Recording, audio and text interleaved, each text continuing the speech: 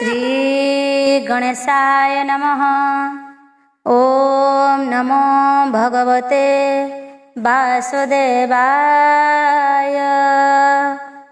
नारायणं नमस्कृत्य नरं चैव नरोत्तमं देवीं सरस्वतीं व्यासं ततो जयमुदीरयेत्। मूकं करोति वाचालं पङ्गुं लङ्घयते गिरिं यत्कृपातमहं वन्दे परमानन्दमाधवम्। भागवत महापुराण तृतीय स्कंध तृतीय अध्याय। उद्धव उवाच शृण विदुर मो वचन धरि न पारि खेद मन। से राम कृष्ण एक रथे मिलिले अक्रूर संगते।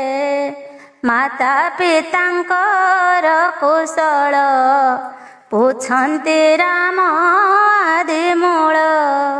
कंस को दृष्टि रे संहारी मंचा उपरु केश धरी। तले पकाई रोष भरे मृत पिंड को आश्वासिले।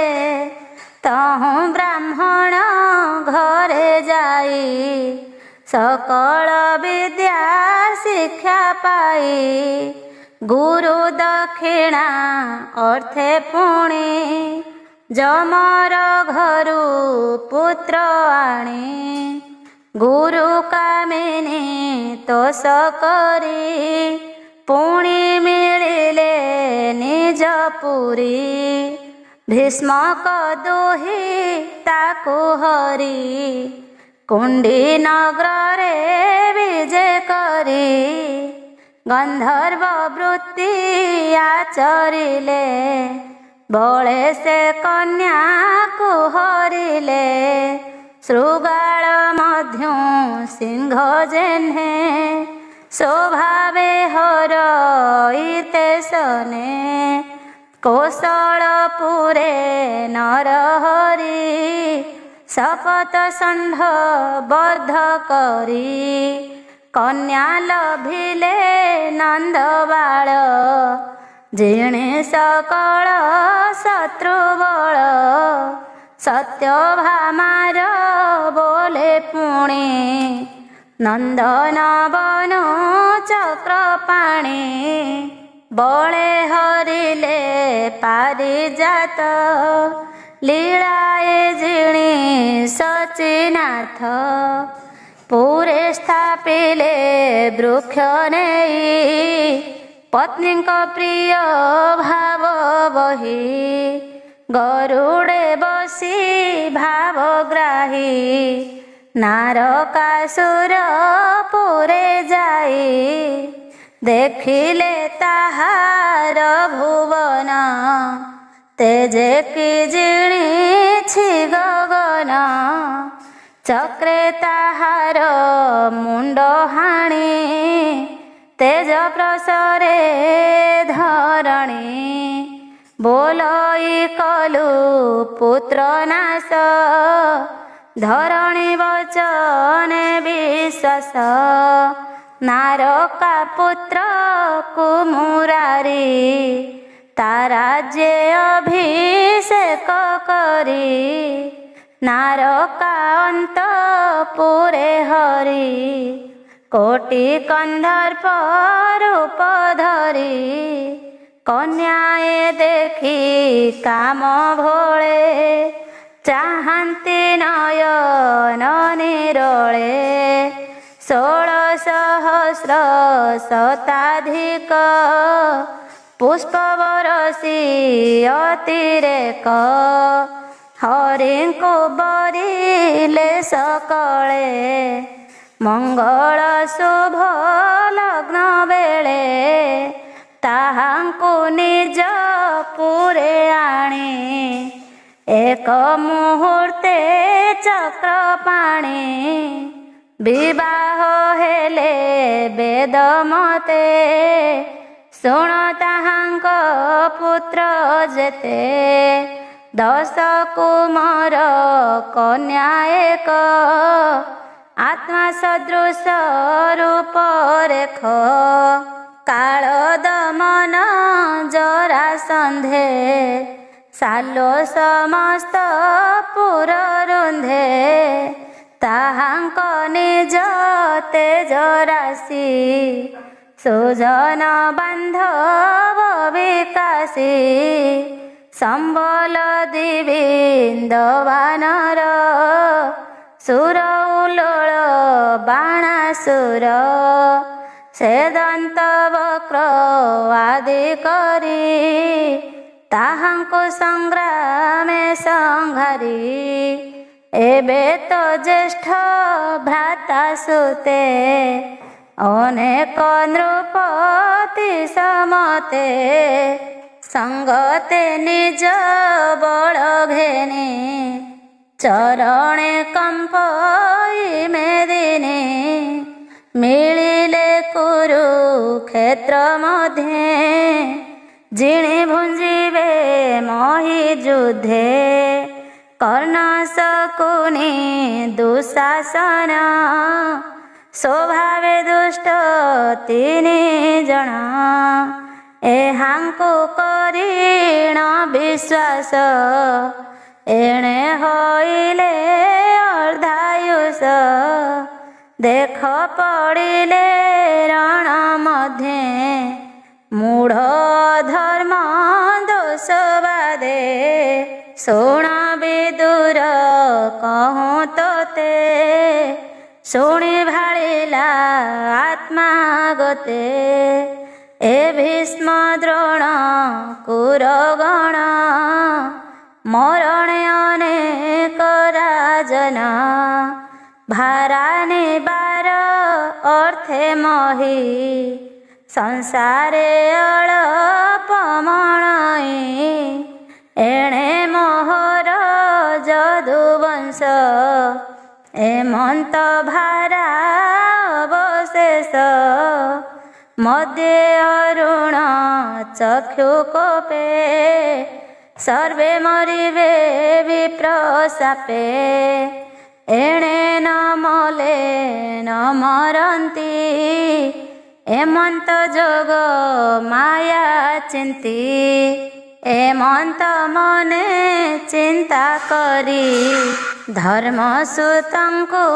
ନରହରି ବନ୍ଧୁ ସୁହୃଦଙ୍କର ମଧ୍ୟେ କୃଷ୍ଣ ସ୍ଥାପିଲେ ରାଜପଦେ ଉତ୍ତରା ଗର୍ଭ କୁରୁବଂଶ କୃଷ୍ଣ ରଖିଲେ ଅବଶେଷ ପରୀକ୍ଷିତଙ୍କୁ କରି ରକ୍ଷା ଧର୍ମନନ୍ଦନ ଦେଲେ ଦୀକ୍ଷା ଜ୍ଞାତି ମରଣ ଦୋଷ ନାଶେ ଧର୍ମନନ୍ଦନଙ୍କ ବିଶ୍ୱାସେ ସର୍ବ ସମ୍ପଦ ସୁସମ୍ପାଦି କରାଇ 3 ଅଶ୍ୱମେଧି ଆପଣେ ନିଜ ପୁରେ ଯାଇ ନାରୀଗଣଙ୍କ ମଧ୍ୟେ ଥାଇ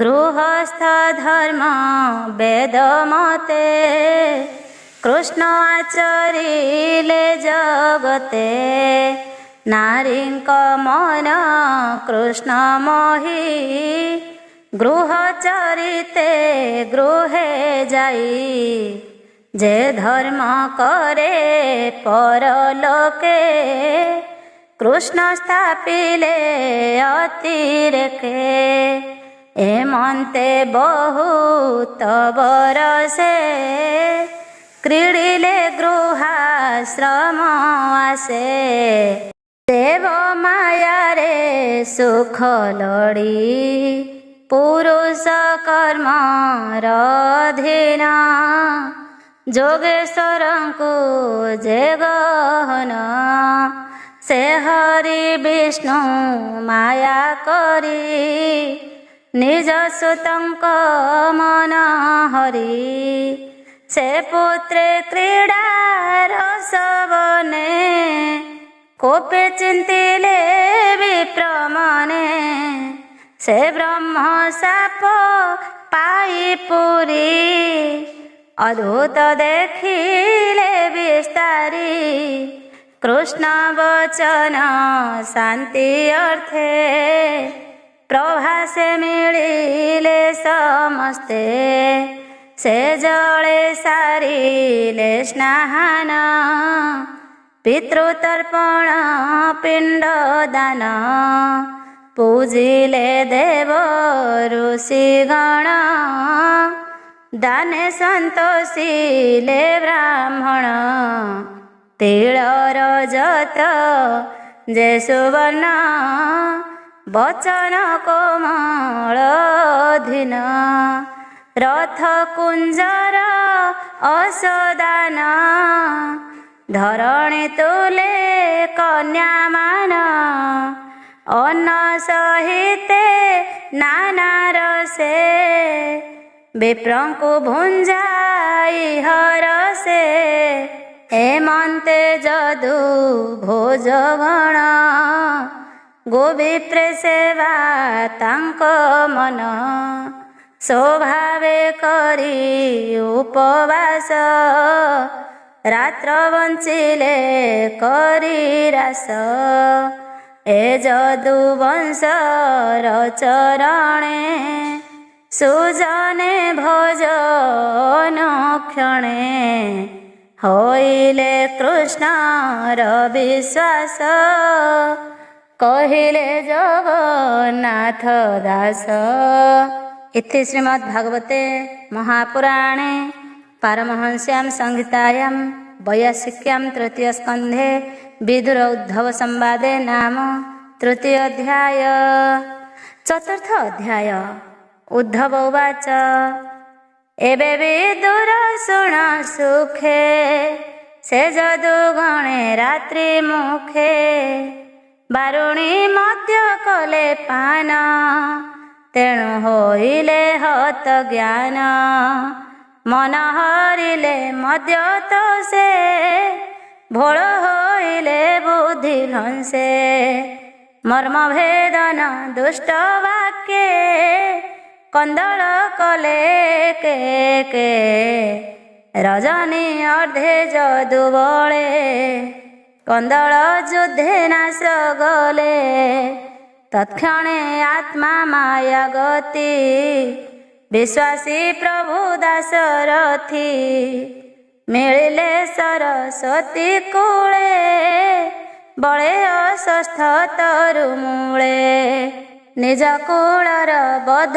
पाई आज्ञा से देले भावग्राही मोते बोइले सुख मने चलतु बदरिकाश्रमे किंतु मु तांको कूल क्षय बुझी पारिली अभिप्राय ताहांक पाद विशेषण सहजे होई मु अक्षम तक्षणे कृष्ण आज्ञा पाई पदक मळे मन देई तीर्थर मने करी मन चाहिले कृष्णर वदन श्याम सुंदर कृष्ण वर्ण प्रशांत अरुण लोचन चतुर भुजे शस्त्र सोहे पीतवसन मन मोहे दक्षिण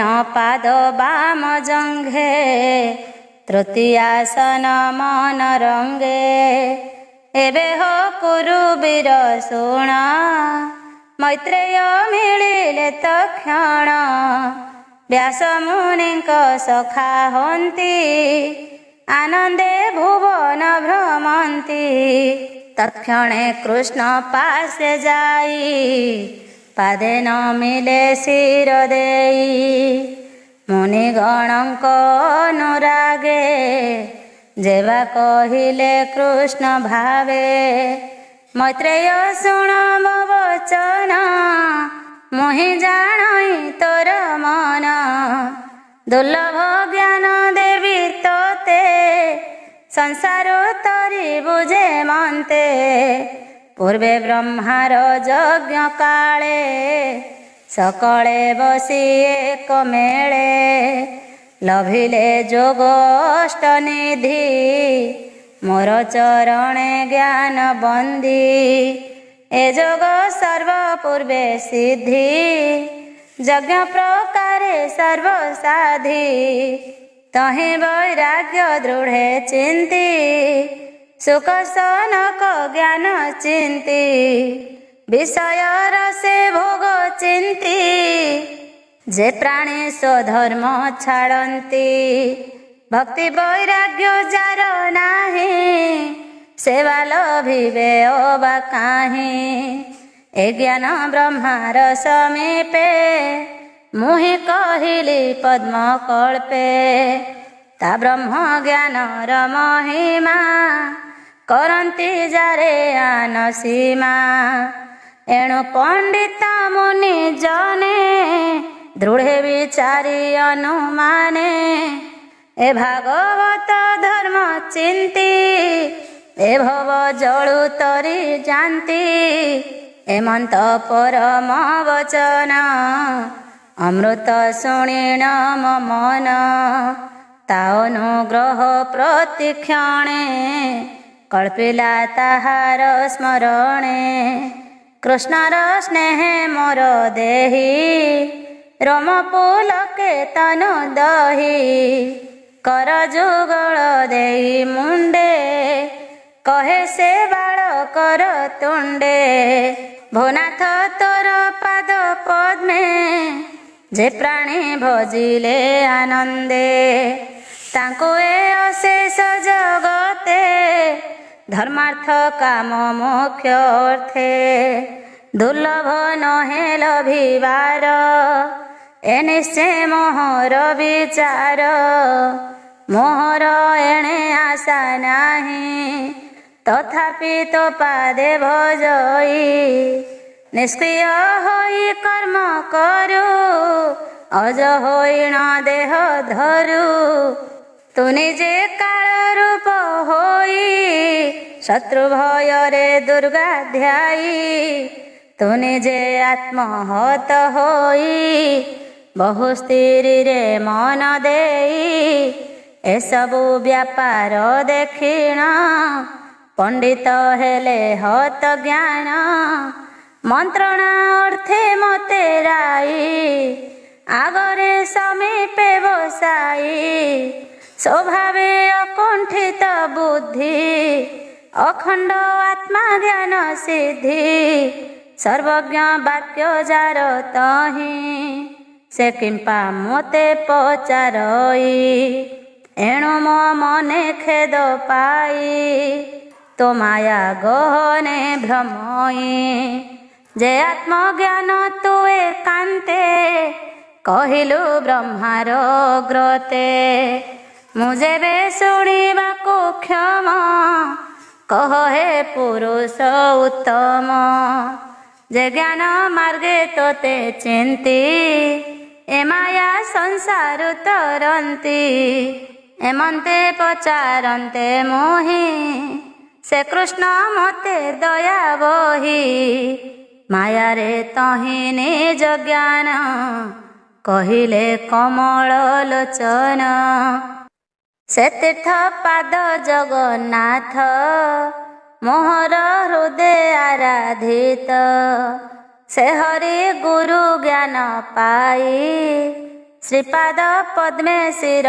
देई तार विच्छेद आत्मा मोर क्षणे हृदय नहे स्थिर तार विजोग आत जात तापाद देखिबा निमित्त बद्रिकाश्रम मंडले नर नारायणक मूले ए नर लोक शुद्ध अर्थे तप आराधि दृढ़ चित्ते अछंती नर नारायण सुख बोलांती राये शुण श्री शुकवाच ଏମନ୍ତ ବନ୍ଧୁ ଜନ ବାଣୀ ଉଦ୍ଧବ ମୁଖ ତାହା ଶୁଣି ଦୁଃସହ ଦୁଃଖ ମନ ସ୍ଥିର ସେ ଜ୍ଞାନ କ୍ଷରିଲା ବିଦୂର କହିଣ ଉଦ୍ଧବ ଚଳନ୍ତେ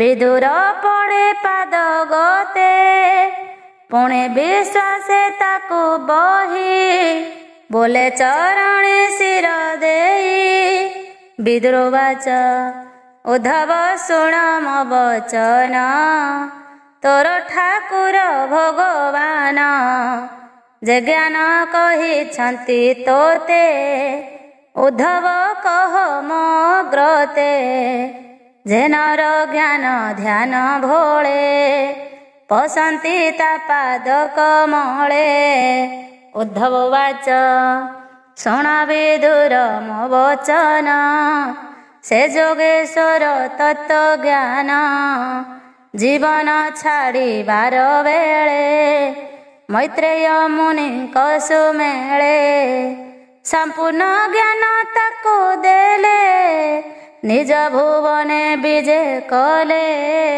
ତୁ ଏବେ ଚଳ ତାର ପାଶେ ନିର୍ମଳ ଭକ୍ତି ଉପଦେଶେ ସେ ତେତେ ଦେବେ ଦିବ୍ୟ ଜ୍ଞାନ ଏମନ୍ତେ କହିବେ ନିଜନ ଓଳିନେ ବଞ୍ଚିଲେ ରଜନୀ ନିଶ୍ଚଳେ ହରି ଭାବ ଘେନି ବନ୍ଧୁ ବିଯୋଗ ପାଶରିଲେ କୃଷ୍ଣ ଚରଣେ ଧ୍ୟାନ କଲେ ଏମନ୍ତେ ପାହିଲା ରଜନୀ କୃଷ୍ଣ ଭକତି ଭାବ ଘେନି ଉଦ୍ଧବ ଗଲା ତ ସମନେ ମିଳିଲା ବଦରିକାଶ୍ରମେ ପରୀକ୍ଷେ ସୁକ ମୁନି କହି ଭାବେ ଚରଣେ ଶିର ଦେଇ ଭୋନାଥ ସମ୍ଭବ ବାଣୀ ମୋହି ଯେ ତୁମ୍ଭ ମୁଖ ଶୁଣି ସଂଶୟ ହୋଇଲା ମୋ ମନେ ପୁଛଇ ତୁମ୍ଭ ସନ୍ନିଧାନେ ବ୍ରାହ୍ମଣ ସାପେ ଯଦୁ ବଳେ ନାସିଲେ ରଣେ ମଦ ଭୋଳେ ରଥି ଯେ ଯୁଥ ଯୁଥ ପତି କେବେ ହେଁ ରଣେ ନହାରନ୍ତି ଉଦ୍ଧବ ଚଳିଲେ କେମନ୍ତେ ଏ ବଡ଼ ସଂଶୟ ମୋ ଚିତ୍ତେ ଯହିଁ ଗୋବିନ୍ଦ ଦେହ ଗଲା କେମନ୍ତେ ଉଦ୍ଧବ ରହିଲା ଶ୍ରୀ ଶୁକବାଚ ଶୁଣି କହନ୍ତି ସୁକ ମୁନି ଆନନ୍ଦେ କୃଷ୍ଣ ଭାବ ଘେନି ବ୍ରାହ୍ମଣ ବାକ୍ୟ ଉପଦେଶେ ନିଶ୍ଚେଦ ହିବ ଯଦୁ ବଂଶେ ଏମନ୍ତେ ଭାଳି ଭାବ ଗ୍ରାହୀ ନିକଟେ ଉଦ୍ଧବ ବସାଇ ଆତ୍ମାର ତାରଣ ପ୍ରମାଣୀ ମନେ ଚିନ୍ତିଲେ ଚକ୍ର ପାଣି ଏ ମୋର ତତ୍ତ୍ୱ ଜ୍ଞାନ ଫଳେ ମୋ ସଙ୍ଗେ ଯିବ ମୋହି ଗଲେ ଏ ଜ୍ଞାନ ଦେଲେ ମୁଁ ଉଦ୍ଧବେ ପ୍ରାଣୀ ତରିବେ ହି ଭାବେ ଏମନ୍ତ ମନେ ବିଚାରିଲେ ଉଦ୍ଧବେ ତତ୍ତ୍ୱ ଜ୍ଞାନ ଦେଲେ ବୋଇଲେ ସାଧୁ ତତ୍ତ୍ୱ ଜ୍ଞାନ ଏବେ ଉଦ୍ଧବ ମୋର ସମ ଏ ଜ୍ଞାନ ପ୍ରାଣୀଙ୍କୁ ବୁଝାଇ ଏଣୁ ତୁ ନର ଲୋକେ ରହି ଉଦ୍ଧବ କହିବ ଯେ ମନ୍ତ ପ୍ରାଣୀଏ ଯିବେ ସେହି ମତେ ଏଣୁ ତ୍ରୈଲୋକ୍ୟ ଗୁରୁ ହରି ଜ୍ଞାନେ ଉଦ୍ଧବଙ୍କୁ ଧାରି ଏଣୁ ଗୋବିନ୍ଦ ବୋଲେ ଗଲା ବଦ୍ରିକାଶ୍ରମେ ମିଳିଲା ସମାଧି କରି ଘୋର ବନେ ପଶିଲା କୃଷ୍ଣର ଚରଣେ ଏମନ୍ତେ ଉଦ୍ଧବର ବାଣୀ ବିଦୁର ସାବଧାନେ ଶୁଣି କୃଷ୍ଣର ଲୀଳା ଅବତାର ଯେ ଗୁଣ ଗାଥା ସୂକ୍ଷ୍ମ ସାର ଶରୀର ଛାଡ଼ିଲା ଯେ ମନ୍ତେ ଏ ସର୍ବ କଥା ସ୍ମରି ଚିତ୍ତେ केते हैं दिन बने गला कालिंदी निकटे मिलिला तहु चलिला गंगा तीरे मैत्रेय मुनि अनुसारे कहई विप्र जगन्नाथ तृतीय स्कंधे भागवत विदुर उद्धव संवाद शुणन्ते न लागे प्रमाद सुजने दिन वंच कृष्ण भक्ति हृदय संच। इति श्रीमद्भागवते महापुराणे पारमहंस्यां संहितायां वैयासिक्यां तृतीय स्कंधे विदुर उद्धव संवादे नाम चतुर्थ अध्याय। पंचम अध्याय।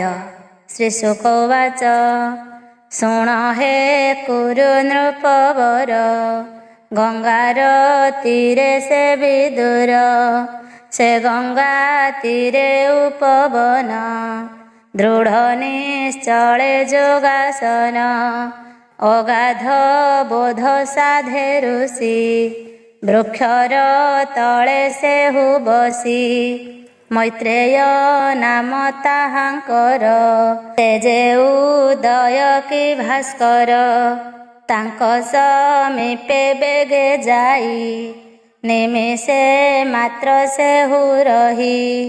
विदुर उवाच सुख चिंतने सुख लभे कह केवण प्रस्तावे कृष्ण विमुख जेते नर कर्म स्वभावे ताहांकर काहे पाइबे सुख बांछा कुंठित कर्म गुरु दीक्षा कृष्णर अनुग्रही जने भूत भविष्य वर्तमाने कुशल कर्म आचरन्ति क्षम कुशले से भुंजन्ति सुसाधी जनकर सार कहतो साधुंक विचार जेमन्ते धर्म को आराधी प्राणी लभन्ति सर्वसिद्धि से हरि थाई अनुमते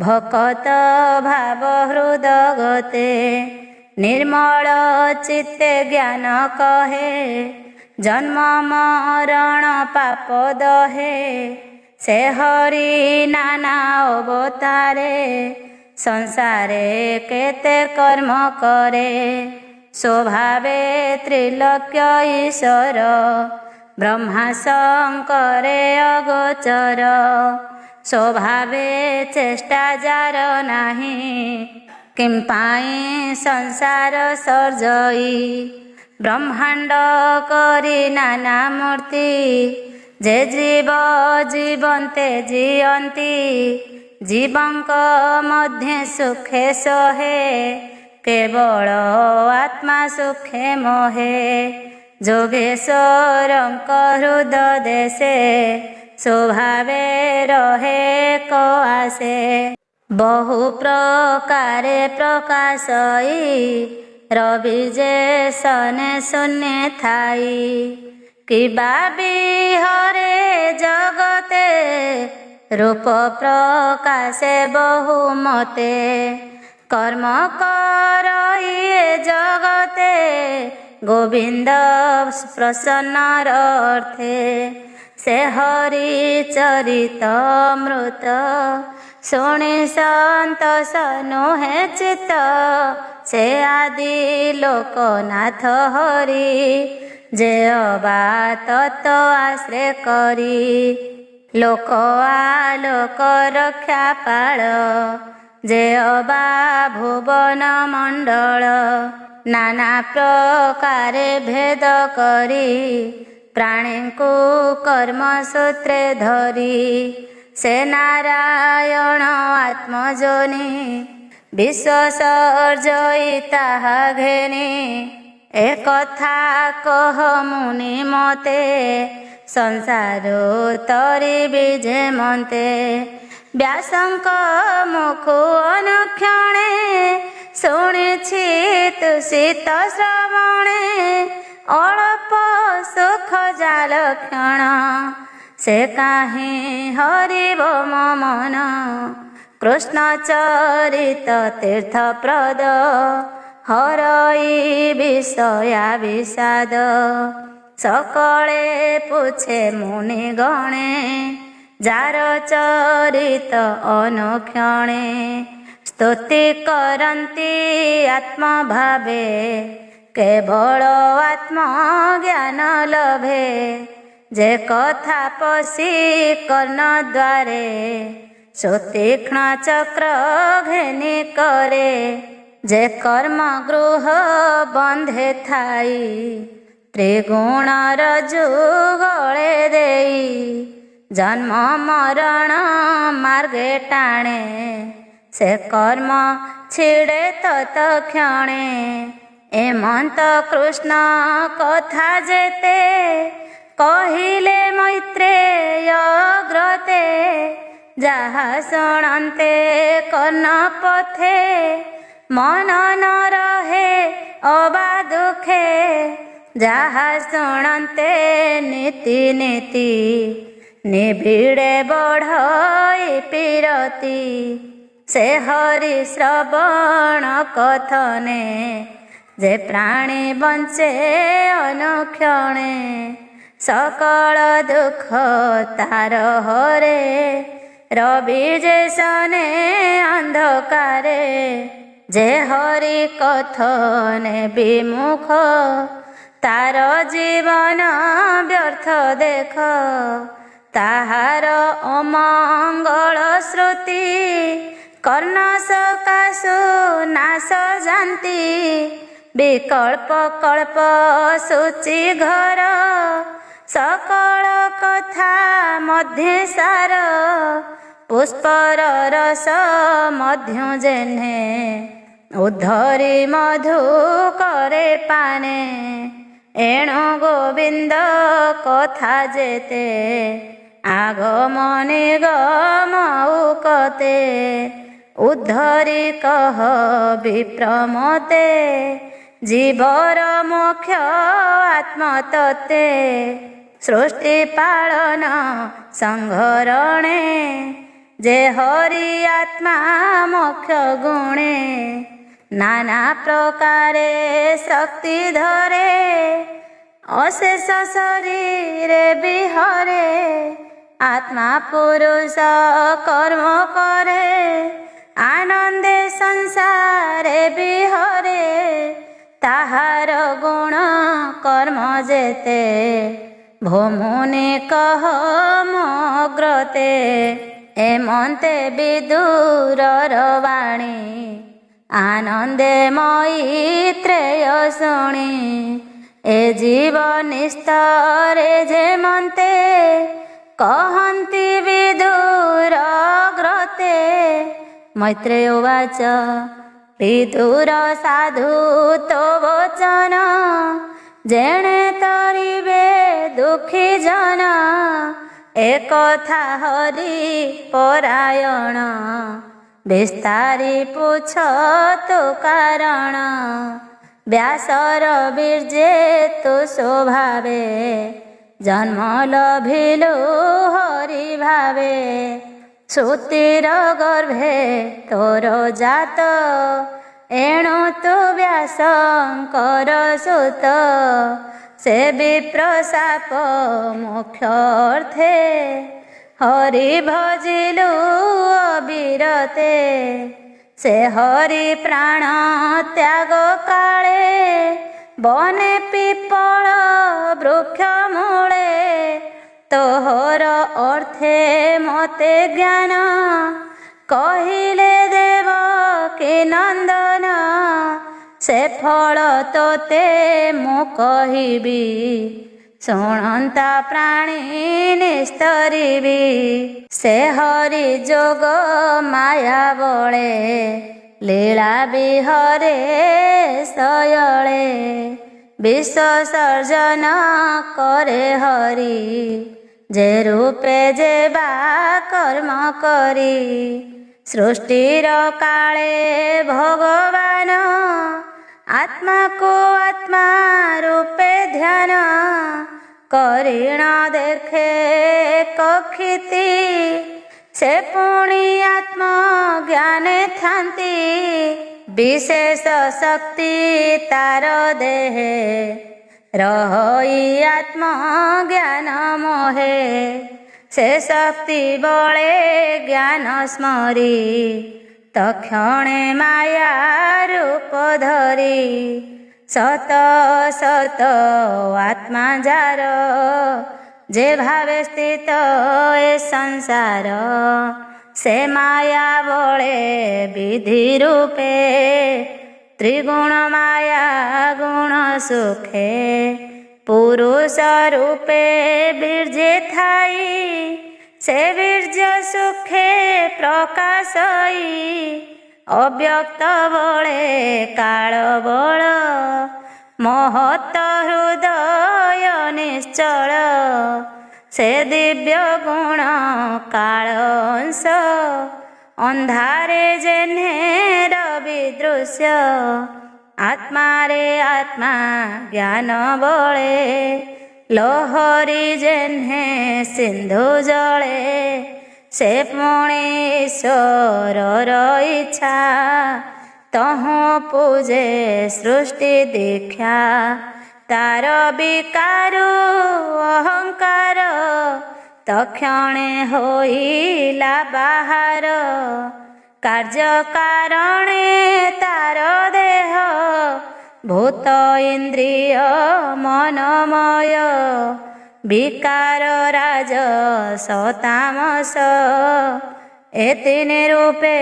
ତା ପ୍ରକାଶ ସେ ପୁଣ ବିଷ୍ଣୁ ମାୟା ବଳେ ଜଳଦ ବୃଷ୍ଟି ଯେହ୍ନେ ଜଳେ ମନ ପୂଜିଲା ତକ୍ଷଣେ ଇନ୍ଦ୍ରିୟ ଦେବଙ୍କ କାରଣେ ତେଣୁ ପ୍ରକାଶ ଇନ୍ଦ୍ରିଗଣ ସେ ଜ୍ଞାନ ପରମ କାରଣ ମନ ପୂଜିଲା ଶରୀର ସଦସ୍ତର ସ୍ୱରୂପର ଏ ଗ୍ରନ୍ଥ ସଂଖ୍ୟା ଗୁଣେ ମିଶି ତକ୍ଷଣେ ଗଗନେ ପ୍ରକାଶି ସେ କାଳ ମାୟା ରୂପ ସେ ବିଷ୍ଣୁ ସ୍ୱରୂପ ଦୃଶ୍ୟ ଦୃଶ୍ୟେ ତହିଁ ଶବଦ ଗୁଣ ଥୋଇ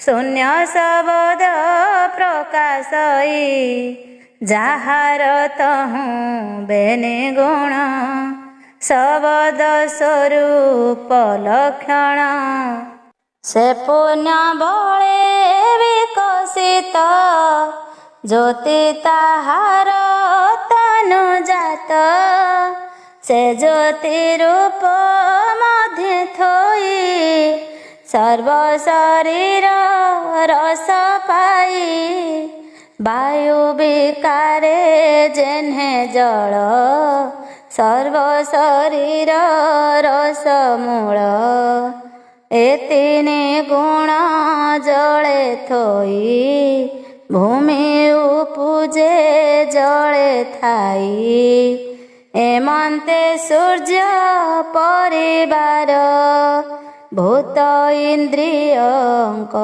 ଈଶ୍ୱର ତାହାଙ୍କ ଲକ୍ଷ୍ୟ ଦେବଗଣ ଭୂତ ଇନ୍ଦ୍ରିୟଙ୍କ କାରଣ ଅଧିଦେବତା ଅଧିକାରେ ପ୍ରାଣୀଙ୍କ ବିଷୟ ଗୋଚରେ ଦେବାଉଚୁ କର ଅଞ୍ଜଳି ଶିରେ ଦେଇ ଭାବେ ବୋଲନ୍ତି କୃଷ୍ଣ ଚାହିଁ ଭୋନାଥ ନମୁ ତୋ ପୟରେ ପ୍ରସନ୍ନ ଜନ ଦୁଃଖ ହରେ ଯା ପାଦ ପଦ୍ମେ ଆଶ୍ରୟ କରି ସଂସାରୁ ତରନ୍ତି ସଂସାରୀ ହେ ଧାତା ତୋର ମାୟା ବଳେ ଅଶେଷ ଜନ୍ତୁ ଏ ଶୟଳେ ସେ ସଂସାରୁ ତରି ଯାନ୍ତି କେବେ ଭ୍ରମ न पड़ती एणु तो पाद देवा अर्थे आम्भे रहिबु ए जगते तो मुख पद्म छाया प्राय जे मंत्रे पक्षींक आश्रये निश्चिंत प्राय घोर वने आश्रय करती मुनि जने से मुनि मानक चरणे संपूर्ण धम रक्षणे से पाद धोई तीर्थ जले स्वभावे पियन्ति निश्चले ए जेणु तोहर चरणे हृदय भावन्ति अनुक्षणे ज्ञान वैराग्य मने चिंती तो पद हृदय आरोपन्ति भुनाथ गृह अंधकूपे प्राणी पड़न्ति घोर दुखे मोहि मोहर बोली ग्रासी दृढ़े बांधन्ति मोह पासी दृढ़ बंधने ए विषाद हेले खंडई ता विपद अशांति इंद्र गण बळे हृदय नयन निश्चले असार पथ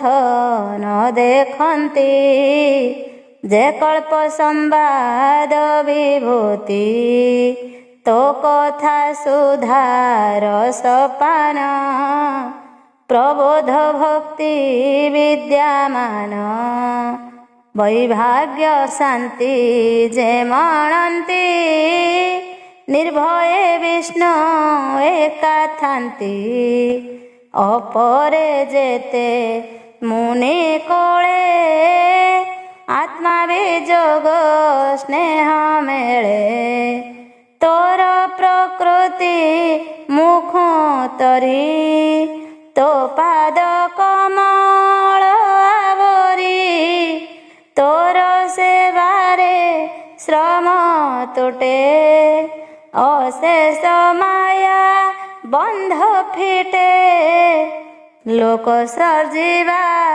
अर्थे तुही आत्मा को आपणे भियाई त्रिगुण आत्मा बंध देई आंभ को सर्जु नाथ तुही आंभे विमुक्त भावे थिले तो पाद छाड़ी बुकी भोले जे मन्ते जथा काले बळी तो पादे देई बनमाळी शरण रक्षण तो चिते तो पादे सेबु अविरते तु कूट स्थिति आदि हरि माया पुरुष रूप धरी तो शक्ति गुण कर्म बळे आसक्ति गर्भे जे निश्चले अमोघ वीर्ये नाथ थोई सृष्टि सर्जना करु तुही तोहर तहु आंभे जात शांति प्रमुख जगन्नाथ तो आज्ञा सिरे घेनी भावे कह कि करी बूटी एवे आंभंको दिव्य चक्षु देई तोर व्यापारे रख नेई एमंत देवंक वचन शुणी संतोष भगवान से हरि चरणे विश्वास भणई जगन्नाथ दास इति श्रीमद्भागवते महापुराणे पारमहंस्यां संहितायां वैयासिक्यां तृतीयस्कन्धे विद्रोमत्रय संवादे एकांत भावना नाम पंचमोऽध्याय। षष्ठ अध्याय। ऋषि उवाच एमंत देवंक वचन शुणे शान्तस भगवान निवृत्ति प्राय लोकहित ईश्वर इच्छारे आयत से काल शक्ति रूप धरी त्रयोविंशति तते पुरी चेष्टा स्वरूपे तांक मध्ये निवृत्त कर्मर प्रबोधे संजोग करी भिन्न भिन्न जाहार जहि प्रयोजन जे जहा माया बल नेई अधिपुरुष रूप बही एमंत परम पुरुष रहिला सहस्र बरस एक आरेक क्षोभ पाई चर चर लोके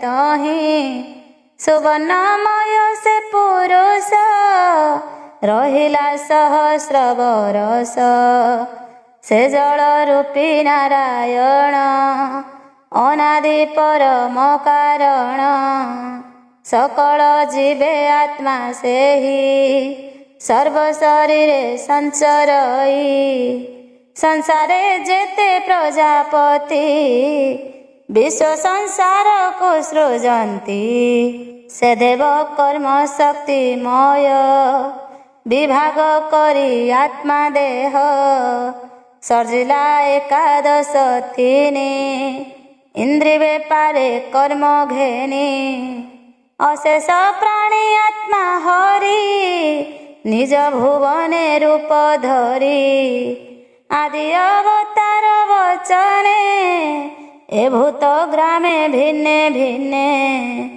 अध्यात्म अधिभूत भाव पुणे कल्पिला अधिदेव विराट रूप दश प्राण एकाशे हृदय कारण विश्व सर्जनेता संहारी विज्ञाने ताहा कुसुमरी प्रजापतिंक जन्म जानी विराजे देव चक्र पाणी तक्षणे पशि निज तेजे जेवाजे प्रयोजन कार्ये स्थान भी आई दश मते शुणतु स्थापिले जे मन्ते विराट मुंड तंड करी बधाई अर्थे अधिकारी अग्निस्थापिला वायु अर्थे एबे हो शुण एक चित्ते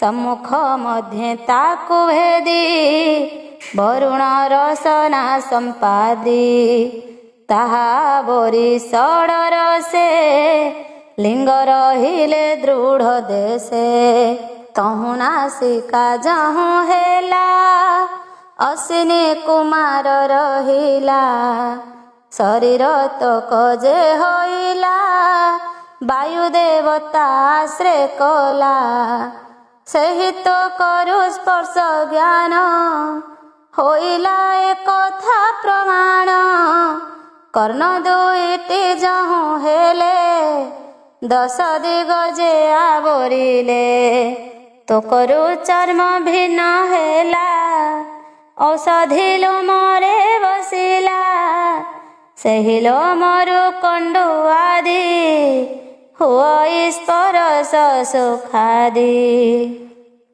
ବିରାଟ ପୁରୁଷ ଉପସ୍ଥେ ଈଶ୍ୱର ହେଲେ ଶୁକ୍ର ଅଂଶେ ସେହି ଶୁକ୍ରରୁ ଅନୁକ୍ଷଣେ ସୁଖ ଲଭନ୍ତି ଲୋକମାନେ ଗୃହରେ ସ୍ଥିତି ବାୟୁଦେବ ଜହିଁରେ ମଳକୁ ଛାଡ଼ିବ ହସ୍ତଦ୍ୱୟରେ ଇନ୍ଦ୍ର ବସେ କ୍ରୟ ବିକ୍ରୟ ଆଦି ଅଂଶେ ପଦଦ୍ୱୟରେ ଲୋକ ଈଶ ଗମନାଗମନେ ପ୍ରକାଶ ବୁଦ୍ଧିରେ ବ୍ରହ୍ମା ଯେ ବସିଲା, ଜ୍ଞାନ ଜ୍ଞାନ ପ୍ରକାଶିଲା।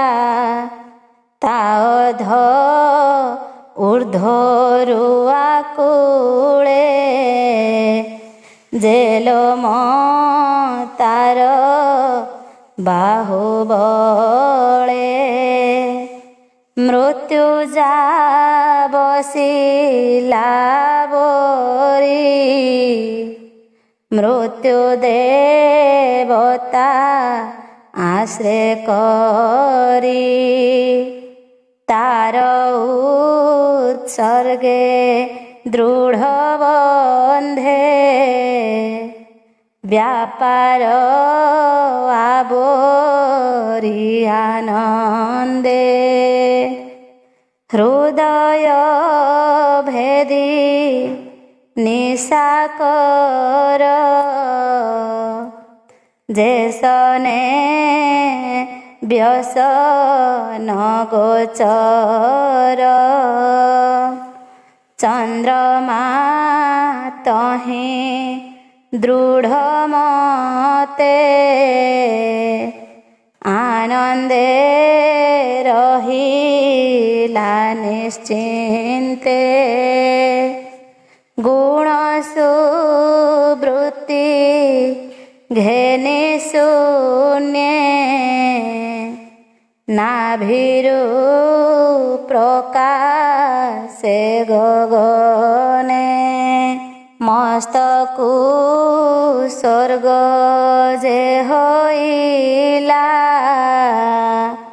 ବିରାଟ ପୁଂସ ସବୁ ହେଲା।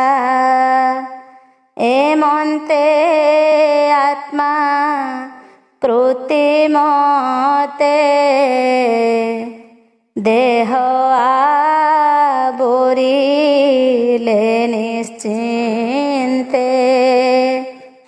ସୃଷ୍ଟି ସୃଜନେ ଯେତେ ଜନ,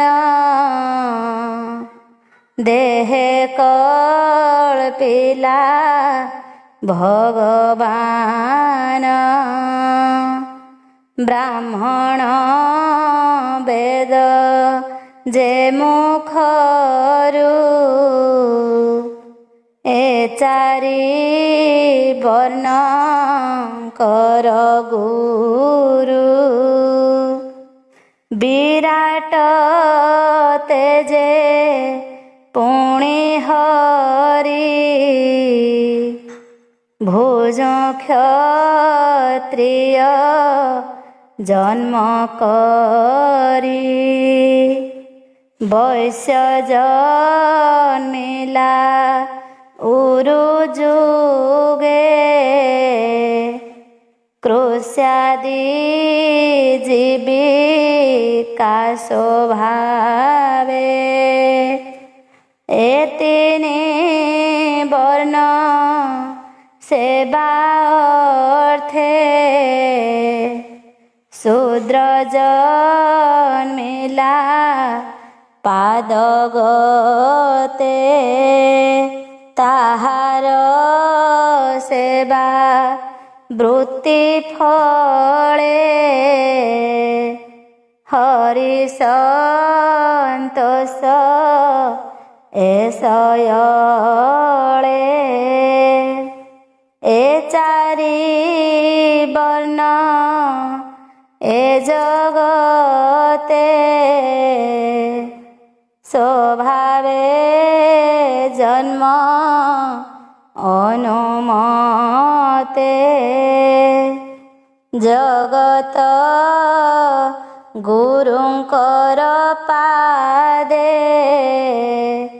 ଭଜିଲେ ଯୁଗ ଅନୁବାଦେ। ସାଧୁ ସୁବୃତ୍ତି ଘେନି ସୁଖେ, ବିଷ୍ଣୁ ପୂଜିଲେ ଯଜ୍ଞ ମୁଖେ। ଏମନ୍ତେ ଶୁଣ ହୋ ବିଦୁର,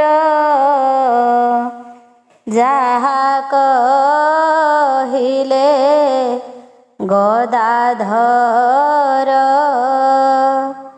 ତୋତେ କହିଲି ମୁହିଁ ଭାବେ ଯାହା ତୁ ପୁଛିଲୁ ପ୍ରସ୍ତାବେ ସେ ହରି ଗୁଣ ମାୟା ଅର୍ଥେ କେ ମୁଖେ କହି ବସାମର୍ଥେ ତଥାପି ଜ୍ଞାନ ମୋର ଯେତେ ସବୁ କହିଲି ତୋ ଗ୍ରତେ ଯାର ମହିମା ଅବଧାନେ ଜ୍ଞାନାମୃତ ରସପାନେ ଜନ୍ମ ମରଣ ପ୍ରାଣିତରେ ନ ବୁଡ଼େ ସଂସାର ସାଗରେ ତାର ମହିମା ଏ ସଂସାରେ କେ କହୁ ସତ ସମ୍ବତ୍ସରେ ଯାର ମହିମା ଯୋଗୀ ଚିନ୍ତି ବ୍ରହ୍ମା ଶଙ୍କରେ ମୋହ ଯାନ୍ତି ଅପରେ କେବା ତାହା ଜାଣି କେ ଅବା ମୁଖେ ରେଣୁ ଗଣି କେହି ମହିମା ନ ପାଇଲେ ଅନନ୍ତ ମହିମା ସୟଳେ ସେ ହରି ପାଦେ କରି ଆସ କହନ୍ତି ଜଗନ୍ନାଥ ଦାସ। इति श्रीमद्भागवते महापुराणे पारमहंस्यां संहितायां 82 तृतीयस्कन्धे मैत्रेय विदुर संवादे नाम 6 अध्याय।